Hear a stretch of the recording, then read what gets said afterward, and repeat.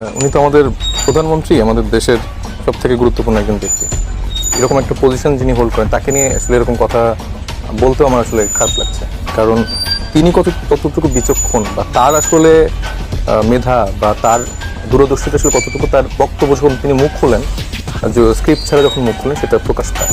প্রথমত তিনি যখন সমালোচনা করলেন যে এনসিপি হচ্ছে যে ঢাকা মহানগর দক্ষিণে একটা প্রোগ্রাম করেছিল, সেখানে আমাদের আহ্বায়ক নাহিদ ইসলাম, তারপর মুখপাত্র আসিফ মাহমুদ সহ আমাদের দলের নেতাকর্মীরা যারা ছিলেন দক্ষিণে, তারা ছিলেন। তো সেখানে সামনে হেরিকেন রাখা ছিল প্রতিবাদ হিসেবে, পেছনে ফ্যান চলছিল, যেটা জেনারেটর দিয়ে চলছিল। আমার কথা হচ্ছে যে এরকম একটা প্রোগ্রাম করেছে যেখানে জনগণের সমস্যা, আমাদের প্রত্যেকদিন দৈনন্দিন জীবনে যা যা আমরা সম্মুখীন হচ্ছি, সেগুলো নিয়ে আমরা আলোচনা করবো না, কথা বলবো না, সেটা নিয়ে প্রতিবাদ চালাবো না।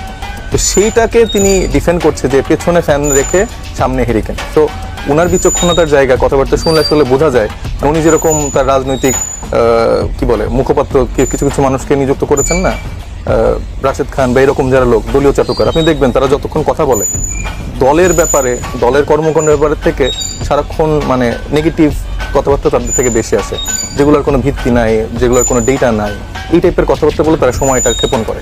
এরকম মানুষকে যখন তিনি তার রাজনৈতিক উপদেষ্টা বা রাজনৈতিক সচিব হিসেবে দায়িত্বতে রাখেন, বা তার সারাউন্ডিংসে তার লোকজন যখন এরকম অযোগ্য লোকজনকে রাখে, তার ক্যালিবারটা নিয়ে মানুষ প্রশ্ন তুলতো যে হ্যাঁ, প্রধানমন্ত্রীর যোগ্যতা বা তার চিন্তাটা আসলে কীরকম, যে তিনি এইরকম মানুষকে রিক্রুট করছেন।